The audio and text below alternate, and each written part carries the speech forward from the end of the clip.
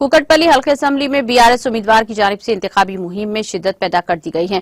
चुनाचे रुकने असम्बली कुकटपल्ली व बीआरएस उम्मीदवार एम कृष्णा राव ने कुकटपल्ली डिवीजन में कारपोरेटर जोपल्ली सत्यनारायण की हमरा प्रजा आशीर्वाद रैली में शिरकत की।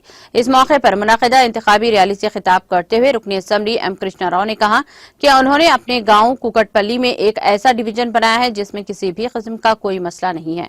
उन्होंने कहा कि एक जमाना था पानी के हसूल के लिए खवातीन खाली घड़े लेकर कतार में खड़ी रहती थी, लेकिन तेलंगाना की तश्कील के बाद बीआरएस हुकूमत के दौर में हल्के असम्बली कुकटपल्ली के हुदूद में वाक़े 9 डिवीजनों में लाखों गैलन के पानी की टैंकों की तामीर किया गया है। इसके अलावा जेर जमीन पानी के पाइपलाइन की तामीर का भी काम किया गया है ताकि मुस्तकबिल में कोई मुश्किलात का सामना न करना पड़े। उन्होंने कहा कि वज़ीर आला केसीआर ने कई फलाही स्कीमों के साथ रियासत तेलंगाना को सबसे आगे रखा है।